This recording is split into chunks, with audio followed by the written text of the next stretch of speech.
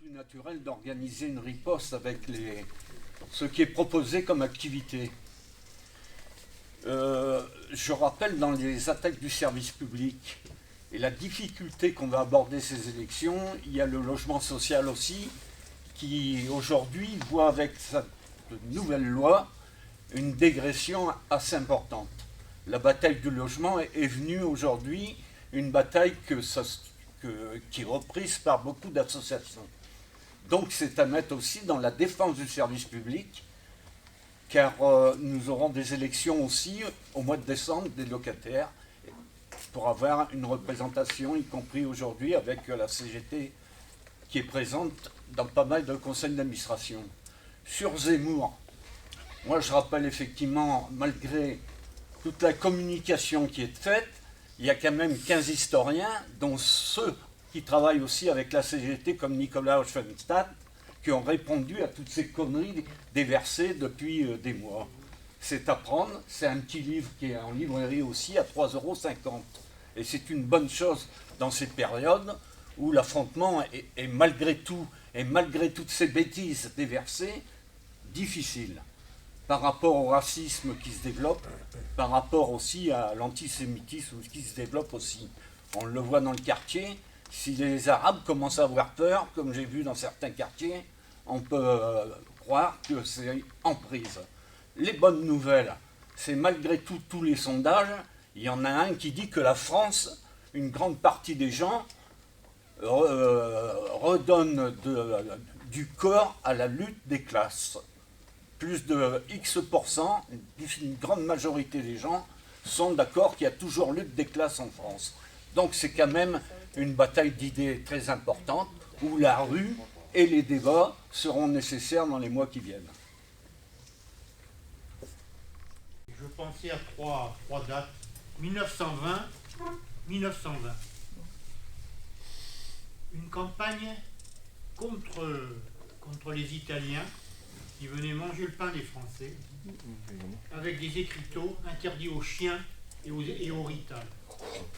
1936, après le Front populaire, 37, 38, 39, une campagne de dénigrement, une campagne même violente, pas de dénigrement, une campagne violente contre le judaïsme, les juifs et les bolcheviks. Et aujourd'hui, une résurgence des campagnes xénophobes sur l'islam et tout ce qui est contraire comment dirais-je, à l'idée du roman national. Ce qu'on peut observer, c'est qu'à chaque fois que ces idées progressent, on est dans une situation de crise économique et culturelle importante. Le chômage, la précarité, la misère, je veux dire, ce sont des éléments récurrents. L'extrême droite profite de cette situation de crise pour propager. Aujourd'hui, on a des éléments, comment dirais-je, supplémentaires qui sont ceux de la banalisation du fascisme, de la banalisation de la xénophobie et du retour à des idées, à des valeurs, je le disais tout à l'heure, du roman national. Donc, quelque part, je pense qu'on a besoin de replacer le débat sur la nécessité de sortir de la crise économique, sociale et culturelle dans laquelle nous sommes. Sinon, je vais dire autrement, je ne pense pas que cataloguer Zemmour de fasciste, ça suffise comme argument pour faire comprendre à l'ensemble du monde du travail que les solutions, les questions sont ailleurs et les solutions sont ailleurs. Donc, et ça, dans le cadre des propositions qui ont été faites, je pense que ça va alimenter le débat pour 2022. Concernant l'initiative que Alain a évoquée dans son rapport, celle du 25 mars, alors, parce que je suis aussi un des animateurs dans le secteur sur l'association des amis de Martin Desrumaux. Le 8 mars. Hein? Le 8 mars. Pas le 25, t'as dit le 25. Non, le 25 mars, mais la semaine dernière, nous avions un débat à Sainte-Anne-des-Venos qui a rassemblé 80 personnes à l'initiative du foyer culturel des Venos et de l'association. Le débat a permis de replacer le combat de Martha sur les éléments essentiels, le travail, le chômage, l'exploitation capitaliste, le rôle des femmes, etc. Je ne développe pas. Dans le prolongement de ce débat, il y a le 25 mars un débat entre l'association et la loge de Toulon. Donc, mais la proposition que j'ai faite moi, c'est que l'IHS s'inscrive dans ce débat-là. Il aura lieu, au Cercle républicain du Bossé. C'est le soir, c'est un vendredi, si ma mémoire ne me fait pas défaut, et c'est à 18h au Cercle. Et ensuite, dans le cadre de l'échange avec la maire d'Evenos, nous sommes dans la 40e année du décès de Martha et de Louis. Je vous rappelle, ils sont décédés le même jour, le 30 novembre 1982. Et la proposition qui est faite, c'est que pour fin novembre, début décembre, ça c'est l'IHS qui décidera, une grande initiative médiatique autour du combat de Martha, de Louis. Et j'ai dit à la maire d'Evenos qu'il fallait associer à cette démarche l'IHS, la CGT et le Parti communiste. C'est le combat de Martha et on ne peut pas le trahir, quoi. Donc c'est cette proposition-là qui est en débat aussi dans le cadre du programme des activités 2022 pour notre IHS. Je ne sais pas si j'ai répondu à ta question. C'est un peu plus clair. Oui, surtout que donc il y avait une confusion.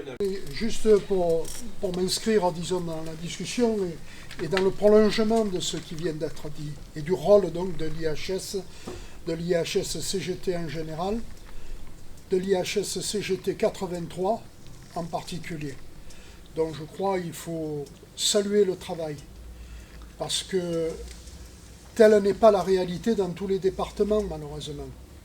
Donc il faut qu'on sache apprécier ce que l'on a, c'est quelque chose de précieux, et c'est d'autant plus précieux que ça s'inscrit dans une volonté de dynamique. Et je crois que le rôle donc de l'IHS-CGT s'inscrit à contre-courant de l'affirmation d'Adolphe Thiers qui disait « Un peuple instruit est un peuple ingouvernable ».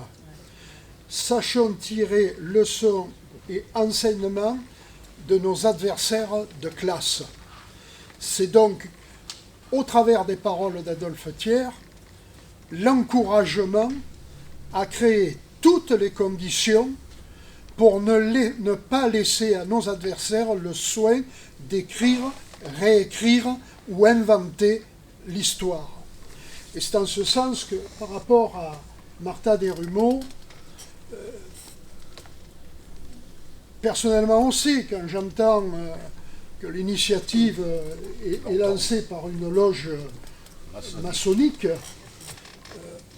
quand on sait ce que ces loges sont devenues aujourd'hui et depuis passablement de temps, peut avoir une réaction et dire oh, qu'est-ce qu'ils nous proposent, où on va là.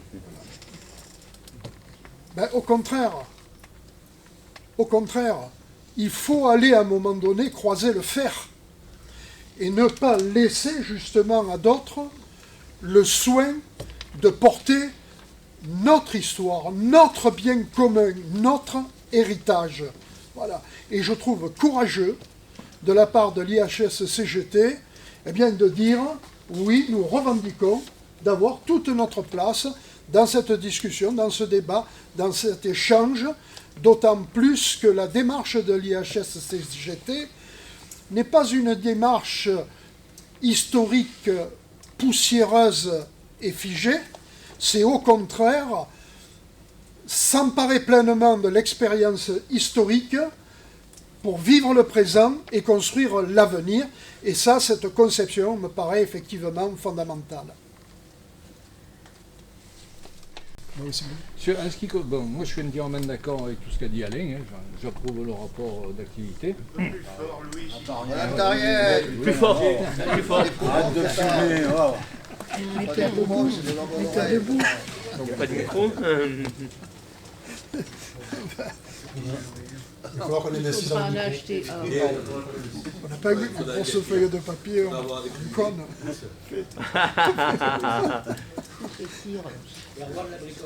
Tu crois? Enlève le masque, hein.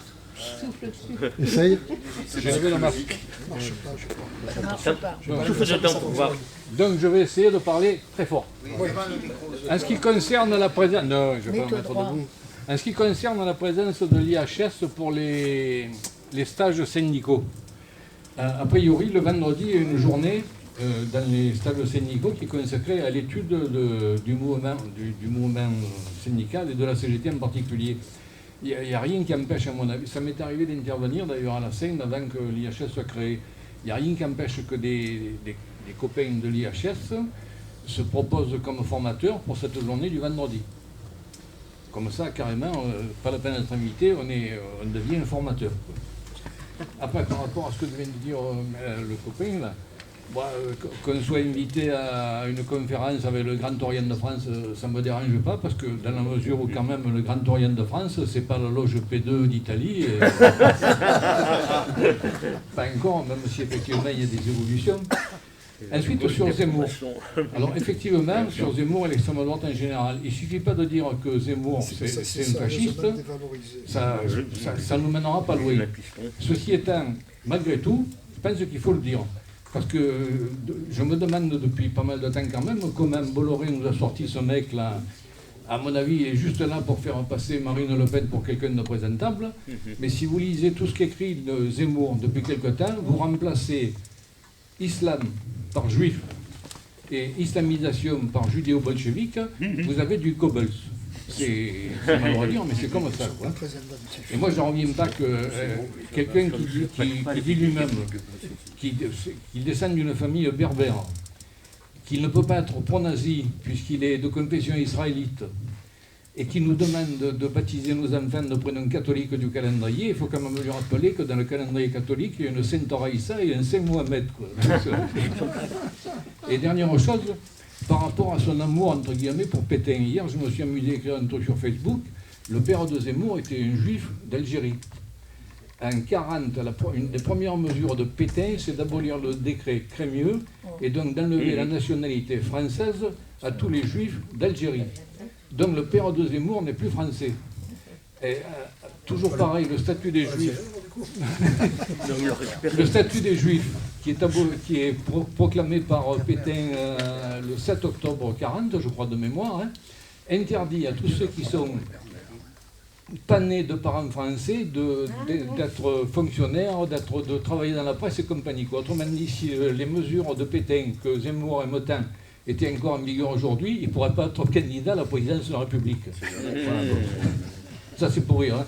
Fait donc, effectivement, dire c'est un facho, ça ne va pas avancer.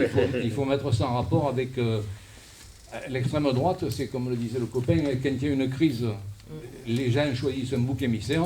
Un coup, c'est les Juifs, un coup, c'est les Arabes. Pour Macron, il a trouvé lui aussi, parce que tous les autres créneaux étaient pris, c'est les non-vaccinés, c'est eux l'ennemi public numéro 1, que voilà. Quoi. Donc, c'est autour de ça que ça tourne. Hein. Voilà, ben, j'ai fini. André? Oui, dans mes bouquins, donc dans les 12 volumes que j'ai sortis, le fil rouge de tout ce que j'ai raconté, parce qu'il y a beaucoup d'histoires très légères, n'est-ce pas, qui sont mais il y a quand même des histoires où je raconte notamment l'histoire de mon grand-père qui venait des faubourgs de Florence en Italie, Firenze, et qui était donc un antifasciste et qui a été obligé de venir en France parce que les chemises noires voulaient avoir sa peau. Ils sont partis à 10 derrière lui avec des manches de pioche et s'ils n'avaient pas plongé dans une rivière en plein hiver en Toscane, je ne sais pas si vous connaissez, mais il ne fait pas chaud.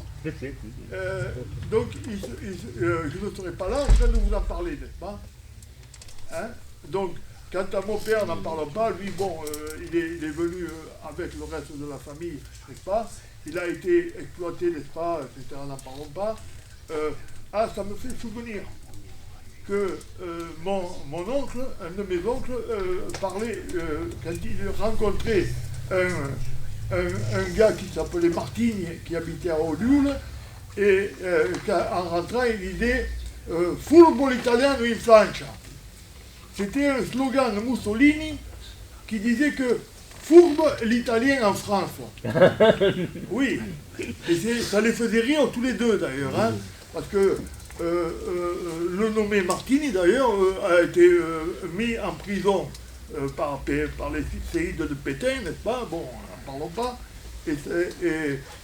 Ah non, c'est pas lui, c'est sa femme qui a été mise en prison, et lui a essayé de monter une expédition pour le faire libérer, pour le faire évader de Saint-Roch, à Toulon. Hein? Donc, toute une bonne histoire, l'histoire de mes ancêtres, autant du côté de ma mère que de mon père, c'est une lutte contre le fascisme et tout ça. Et c'est une lutte pour ouvrière aussi, parce qu'évidemment, il y a tout qui se met au milieu. N'est-ce pas? Les MOI, par exemple, dont on n'a pas beaucoup parlé, mais les MOI, quand même, la main-d'œuvre immigrée, n'est-ce pas? C'est quand même une histoire intéressante à savoir, hein, parce que voilà, c'est pour dire, je vais pas vous raconter tous mes bouquins, on en aurait pour 10 ans, mais voilà, c'est tout ce que je voulais dire. C'est intéressant de se poser la question par rapport à la fascisation. Parce que poser la question du fascisme, c'est pas pareil que de réfléchir à la question de la fascisation. Et pourquoi je dis ça? Parce que les personnages comme Zemmour, on sait qu'ils sortent pas de l'ombre comme ça, ils sont portés, je dirais, par la crise du capitalisme et soutenus par le capitalisme. Hein? Des gens qui font des campagnes comme ça, qui coûtent des millions, il faut un support financier. Il faut un support financier. Et le support financier, c'est le capitalisme qui l'apporte. Bien sûr, il le fait dans des termes suffisamment vicieux pour que ça n'apparaisse pas de manière immédiate aux individus. Mais c'est comme ça. La fascisation, c'est une fascisation rampante qui se construit au fur et à mesure que la crise du capitalisme s'amplifie. Alors bon, l'histoire, Alain l'a dit, on peut la décrypter, elle montre un certain nombre de choses, mais il est intéressant aussi de resituer cette question par rapport au présent. Parce que des personnages comme Zemmour, qui, comme je l'ai dit, ne sont que des pions du système capitaliste, et souvent d'ailleurs ils choisissent bien les pions qu'ils avancent. Hein? Eh bien, il faut se poser la question, comment se fait-il que des personnages comme ça puissent, bien qu'il faut reconnaître qu'ils travaillent. Et puis, c'est pas que la France, c'est de partout.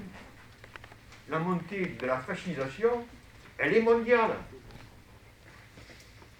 C'est le Brésil, c'est les pays de l'Est, la Hongrie, la Pologne, c'est les pays du Nord dont on parle peu, le Danemark a dans son gouvernement déjà des ministres fascistes. Absolument. Donc on peut faire la liste, vous voyez. Donc. Deuxième question, comment se fait-il que les médias, pratiquement en l'espace d'un temps très court, se complaisent dans la fascisation, sans le dire bien sûr, mais soutiennent ces personnages? Quand vous ouvrez la télévision, et que quelle que soit la chaîne que vous preniez, on ne parle que de ces personnages, Le Pen, etc. Pourquoi ils sont en compétition? Qu'est-ce qui se passe? Il faut que quelque part, dans leur fond intérieur, ils ont soit eu des consignes pour le faire, soit ils sont déjà acquis à un certain nombre de ces idées. Bien sûr, ils avancent masqués, Et après, c'est à nous aussi de les démasquer. Je trouve que il y a peut-être trop de complaisance de notre part à l'égard des grands médias aujourd'hui, qui sont les véhicules importants, je ne dis pas essentiels, parce que l'essentiel c'est la crise, mais ils sont les messagers importants de cette fascisation. Moi, je l'avais écrit il y a très longtemps dans un de mes essais, j'avais dit, si la crise s'exacerbe et que le capitalisme fait comme historiquement il a toujours fait, et Alain l'a dit, appelle encore à la fascisation, les médias du jour au lendemain, pour la plupart d'entre eux, ils passeront d'une situation où ils se présentaient comme des démocrates à une situation où ils vont justifier la fascisation. Et c'est exactement ce qui se passe, si on y réfléchit. Et c'est en ce sens que c'est très grave, parce que les moyens dont on dispose, nous, par rapport à ces moyens médiatiques colossaux sur lesquels ils ont investi, eh bien, sont difficiles. Ça rend la situation difficile. Pour autant, moi je crois que il ne faut pas s'affoler pour autant. Parce que les faits sont têtus. Et les contradictions du système capitaliste sont énormes. Elles sont énormes parce que, en même temps qu'il y a cette fascisation montante, il y a une dégradation continue et profonde de la situation des travailleurs et des salariés en général. Et ça c'est la vraie contradiction. Alors bon, il faut toujours montrer le bouc émissaire. Il faut laisser croire à certains travailleurs, à certains salariés que s'ils sont dans la merde, c'est parce que ailleurs, il y a l'immigré qui vient lui prendre le bout. Mais bon, ça c'est à nous à démonter, à faire la preuve que ça n'a strictement rien à voir. Oui. Bon, donc, la question du chômage aussi est une question fondamentale, les camarades l'ont soulevé. Elle est d'autant plus fondamentale que je ne sais pas si vous avez remarqué aujourd'hui, alors que la crise s'exacerbe, qu'il n'y a jamais eu autant de gens en difficulté, et y compris à trouver du travail, on nous laisse croire qu'aujourd'hui, c'est les travailleurs qui décident, qui peuvent faire pression sur les patrons et presque avoir le salaire qu'ils souhaiteraient avoir. On nous a fait un pataquès sur les États-Unis, etc. En réalité, bon, les chiffres du chômage, on le sait, ils sont pipés, mais en réalité, c'est la précarité qui a augmenté de manière colossale. Quand les médias considèrent que quelqu'un qui a un petit job, qui travaille 1 heure ou 2, voire quelques heures par semaine au maximum, on considère que lui, il est plus chômeur. Mais s'ils avaient essayé de vivre ne serait-ce qu'une semaine à ce régime, ils auraient compris que la situation est particulièrement difficile. Donc, voilà. La politique du mensonge aujourd'hui, elle est permise. Pourquoi? Parce que la plupart des médias sont acquis à l'idée de la fascisation. D'ailleurs, il n'y a qu'à se poser une question. Moi j'ai fait des recherches sur Internet, c'est à la portée de tous. Quand vous regardez les sommes colossales que ces grands médias encaissent pour dire toutes les saloperies qu'ils disent à la télé, c'est incroyable. Sans compter les amuseurs de la galerie, les amuseurs du soir, qui essayent d'abrutir encore plus un certain nombre de personnes. Mais c'est des gens qui gagnent jusqu'à 50 000 € par mois, même plus. Vous avez des gens sur contrat à la télévision qui arrivent à faire 100 000 € par mois. Vous voyez, bon, bien sûr, ces gens-là, ils n'ont pas du tout intérêt à perdre leur emploi. Bon. Je veux dire par là que la corruption, elle se fait aussi par l'argent. D'ailleurs, c'est toujours fait. Donc, vous voyez, le capitalisme, quand il avance ses pions, contrairement à nous des fois, c'est qu'il les avance de partout. Il met de partout où il faut mettre. Voilà. Un dernier mot, c'est par rapport à l'intelligence artificielle. Je me permets d'y revenir parce que je suis en train d'écrire un livre, parce que malheureusement, bon, avec le Covid long, j'ai quelques difficultés pour sortir. Et je m'aperçois que ce que j'ai écrit il y a même pas 6 mois, mais 3 mois, 3 mois, c'est complètement obsolète. C'est fou la vitesse à laquelle le système s'appuie sur les mutations technologiques pour transformer la société et le travail, à la fois sur le plan culturel et sur le plan de l'exploitation des travailleurs au sens martien du terme. Hein. Donc là, je crois que le capitalisme, si on n'y prend pas garde, va trouver des moyens, encore une fois, de retarder les éléments fondamentaux de la crise. Bon, c'est pas sûr qu'ils réussissent. Et il y a un troisième aspect qui intervient. Les technologies, c'est un moyen, mais il y a aussi, au cas où il ne réussit pas, ben, il y a la fascisation et la guerre.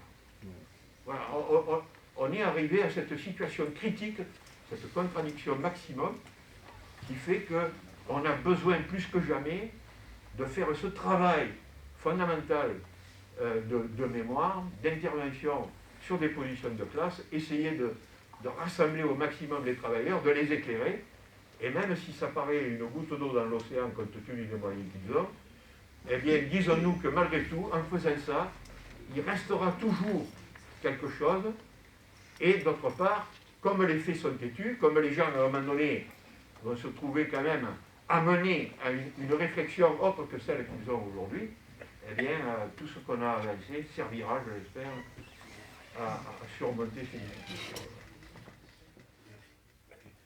Claude Mainfroid. Oui, camarade. Moi, je vais revenir sur le plan de travail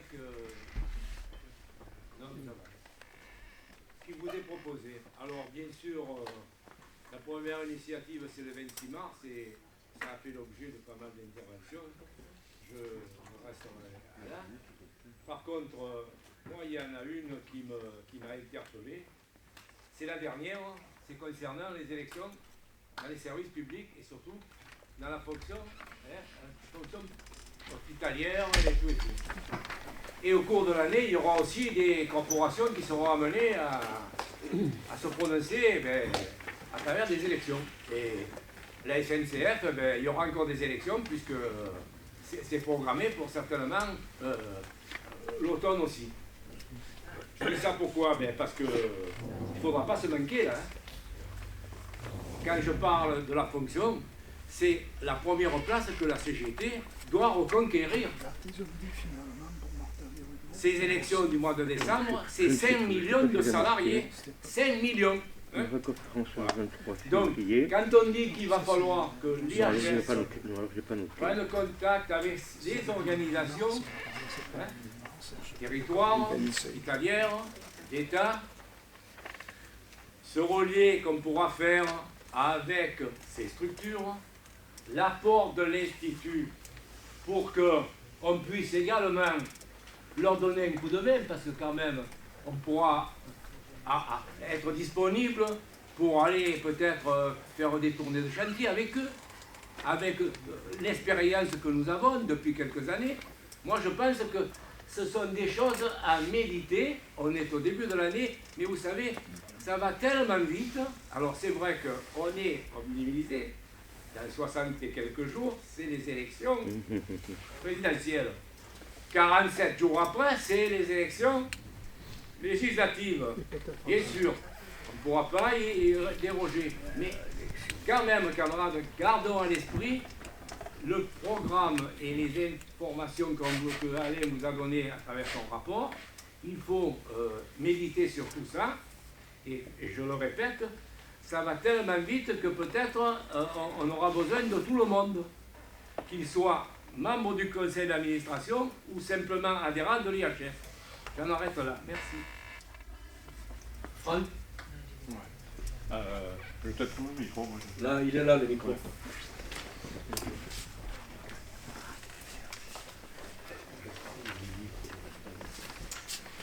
Ouais, je voulais revenir. Je voulais revenir sur cette question escamontée du fascisme. Bon, c'est vrai que je vois que la discussion a beaucoup tourné là-dessus par rapport aux propositions qui sont faites. Je pense qu'il faut... Alors, il y en a quelques-uns qui l'ont dit, il ne faut pas se tromper d'angle à mon avis, parce que c'est quand même dans un cadre où les capitalistes sont prêts à aller jusqu'au bout pour détruire les conquêtes sociales. et y compris à des mouvements, jusqu'à des partis, des Zemmour, des Le Pen, etc. Mais il ne faut pas non plus, au nom de, bon, je ne sais pas si a monté l'extrême droite ou pas, hein, on va dire si on regarde les sondages peut-être, mais il ne faut pas oublier ce qui s'est passé depuis plusieurs années avec le gouvernement Macron, quoi. Parce que la montée du fascisme, je dirais, quand on voit la répression qu'il y a eu contre les manifestations, contre les gilets jaunes, des mesures comme la loi de sécurité globale, la loi séparatisme, ou plus récemment, par exemple, Elido Mota qui a été arrêté lors des manifestations en Guadeloupe, je pense qu'il y a une répression et une violence gouvernementale aujourd'hui avec le gouvernement Macron qui est déjà de plus en plus forte. Et ça, je pense qu'il ne faut pas l'oublier dans la discussion, parce que sinon, il ne faudrait pas qu'on se fasse embarquer au nom de la lutte contre le fascisme, le meilleur rempart, c'est Macron. Et ça, c'est une petite musique que le gouvernement, justement, va essayer de nous jouer. Et donc, je pense qu'il faut faire extrêmement attention sur cette question-là. Il n'y aura pas que le gouvernement. Oui. Tu peux repasser le micro.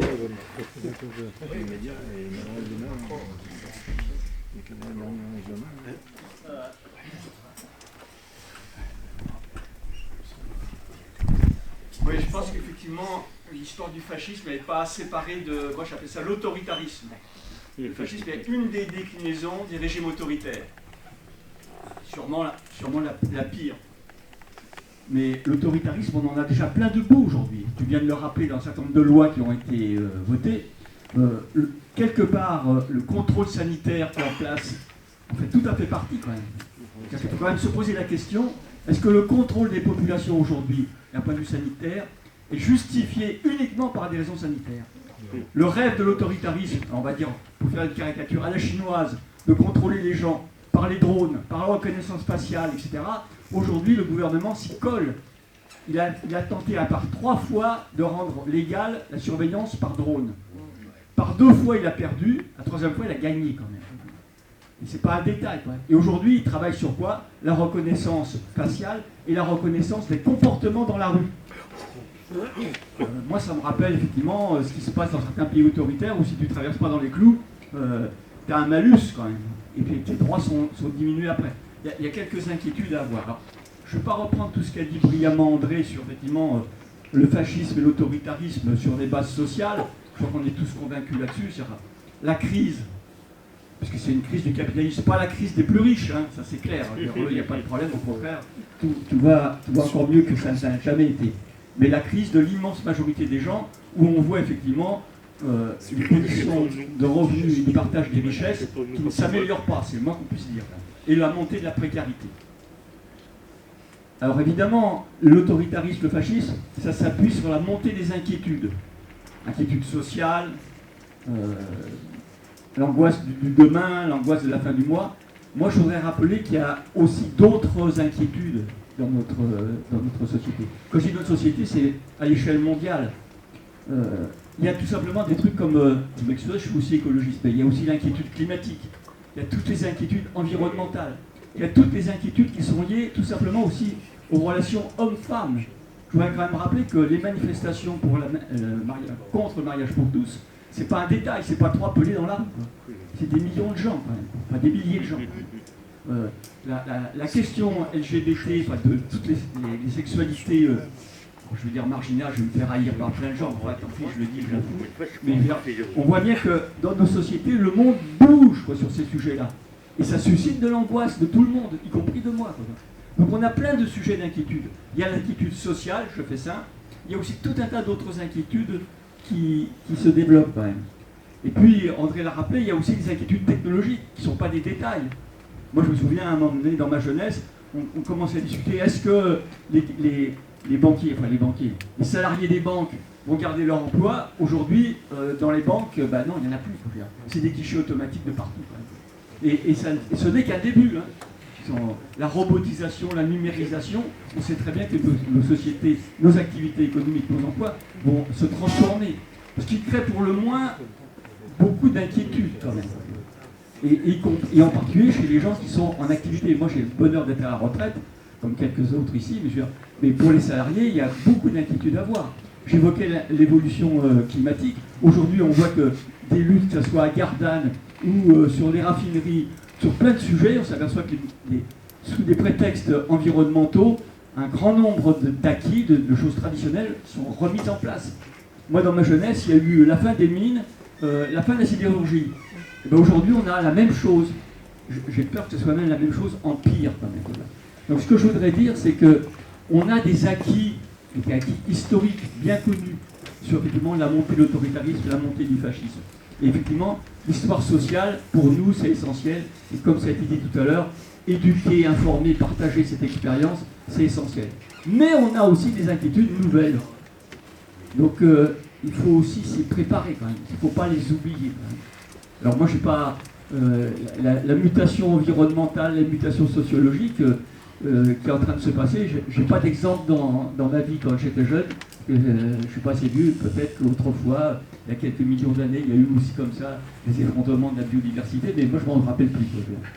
Mais en tout cas, ce que je veux dire, c'est que dans le rôle d'éducation, d'information, il y a effectivement s'appuyer sur toute l'histoire, mais je pense qu'il faut aussi réfléchir à des mutations qui sont de type nouveau, qui profiteront toujours aux mêmes, hein, mais sur lesquelles effectivement on n'est pas suffisamment armé. Michel Blasco. Non, ça va. Oui. Non, mais c'est bon. Ça va. C'est plus agréable. Mon problème, c'est pas que je parle pas fort, c'est que j'entends pas. Bon, moi, il marche le truc là? Essaye, souffle. Je pense qu'il y a un piège qui nous est tendu, comme il nous était tendu au moment de la montée du père Le Pen. C'est-à-dire que quand on a été surpris, pour le dire, on a mis du temps à réagir, le mouvement progressiste, le syndicalisme, en tout cas CGT, on a mis du temps à réagir, on n'a pas su comment prendre ce truc qui a été boosté par, au départ, Mitterrand, etc., etc. Et on est tombé dans ce qui, moi, m'apparaît comme un piège, ce que j'appelle le piège affectif, ou si vous voulez, le piège humaniste. C'est-à-dire que la première réponse qu'on a eue, ça a été de dénoncer le racisme, de rappeler l'importance de l'immigration, etc., etc. Mais les gens qui sont des salariés, je ne parle pas des faiseurs d'idées, hein, je ne parle pas de leurs leaders, je parle des salariés qui sont au bas. Si on ne montre pas, comment dire, si on ne montre pas notre crédibilité pour parler de leurs problèmes et leur proposer des solutions, ils ne nous écouteront pas là-dessus.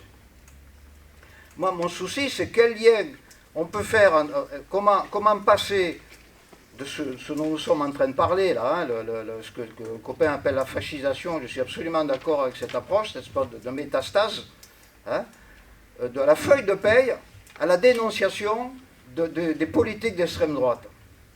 Si on en reste à l'aspect l'antisémitisme, la déportation, les migrants, etc., la personne, elle va regarder son quotidien, elle va dire, bon, de quoi il me parle, là?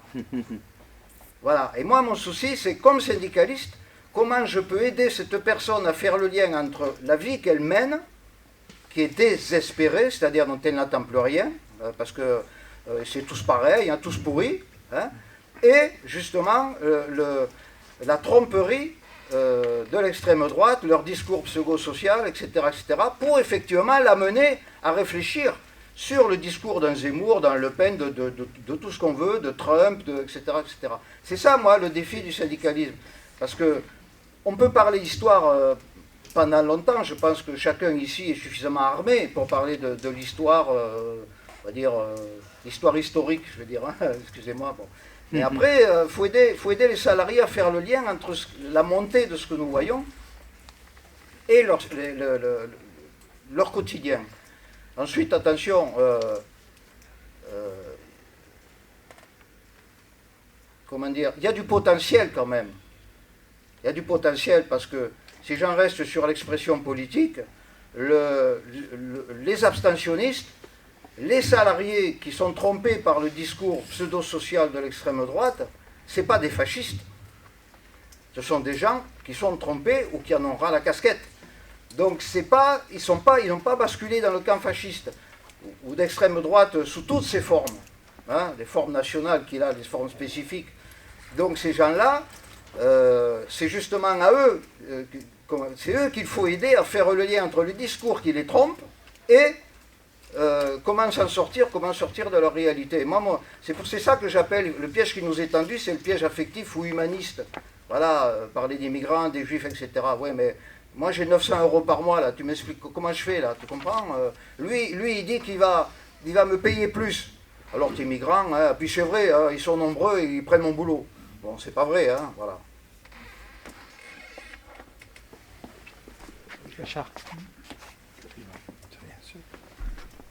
Merci. Bon, moi, je voudrais revenir un petit peu, m'inscrire un peu dans ce débat qu'il y a là. Mais avant je voudrais d'abord remercier Alain, effectivement, pour le concours, son concours qu'il a bien voulu amener au sein de l'association dont je m'occupe. Mais pour les camarades ici présents, lorsque je lui ai demandé de venir à notre association, l'association des enfants qui ont raté la vie, dont je travaille en direction d'enfants de 8 à 11 ans, eh bien, il s'agissait d'expliquer à ces enfants-là que les choses, même aujourd'hui, il y a des enfants dans le monde qui travaillent, qui sont petits comme eux. Et leur expliquer en même temps que dans le passé, eh bien, il a fallu qu'il y ait un certain nombre d'actions pour que petit à petit, eh bien, les enfants n'aillent plus au travail, tout au moins dans notre pays et dans les pays européens. Et le débat que je lui ai demandé que j'ai demandé à l'IHS de participer sur la sécurité sociale, bon, il va s'adresser à des personnes qui ne savent même pas ce que c'est à la limite le syndicalisme, et qui à la limite, bien, la sécurité sociale, c'est bonheur, quoi, ça existe, point barre, on ne sait pas d'où ça vient. Quoi. Donc, voilà, je voulais d'abord souligner ça. Ensuite, sur le débat, j'ai bien entendu ce qu'il a dit André et ce que vient de dire le camarade. Bon, excusez-moi, peut-être certains camarades qui sont ici, ils vont peut-être pas apprécier ce que je vais dire, mais le copain, il a un petit peu abordé François Mitterrand, il fait le lit de l'extrême droite en faisant monter Le Pen. On nous a rappelé de ça. Aujourd'hui, ce qu'on subit là, que ça nous fasse plaisir ou pas, c'est quand même dû en grande partie au gouvernement de François Hollande. Je veux dire que pendant le gouvernement de François Hollande, pour le moins ce qu'on puisse dire, c'est qu'en matière de droit du travail, etc., ils ont fait tomber les camarades. Hein. Et aujourd'hui, lorsqu'on distribue des tracts politiques sur les marchés, c'est quand même difficile de faire s'exprimer les gens, parce que, effectivement, vous êt tous pareils, quoi.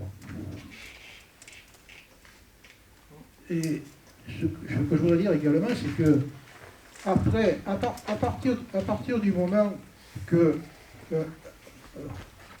avec le gouvernement Macron, ça accentue encore les problèmes. Mais à partir du moment que tout ça arrive et qu'il n'y a pas de suite, il n'y a pas de possibilité de déboucher positivement, alors bien sûr les Zemmour et compagnie s'infiltrent dans un certain nombre d'idées pour renverser l'opinion publique. Et en même temps, je vous avoue honnêtement, aujourd'hui je ne sais pas tellement si c'est l'idée que les immigrés, d'une manière générale, viennent prendre le travail des Français, ou si c'est surtout par rapport à des problèmes sécuritaires, finalement. C'est quand même des questions. Et le pire du pire, c'est quand on voit que, également, dans certaines cités, ce sont des gens humbles qui se retournent contre des gens encore plus humbles qu'eux. Hein. Donc ça, c'est aussi une réalité. Le camarade, il parlait par rapport aux Italiens. Donc je rappellerai quand même que je crois, si je ne me trompe pas, en 1892, il y a eu quand même le massacre des Italiens avec 2 morts. Hein. Vous vous rappelez aussi de ça. Donc, ce que je dirais en conclusion de mon intervention, c'est que, quelque part, le camarade, nous, à la fois en tant qu'institut et en tant que CGT, on est quand même bloqué. On est quand même bloqué parce qu'on peut raconter tout ce qu'on veut entre nous, et c'est bien, mais au bout d'un moment, au moment des élections présidentielles qu'il va y avoir, il y a un choix à faire, et on est bloqué parce qu'on ne va pas pouvoir dire il faut voter pour telle personne à la place d'autres.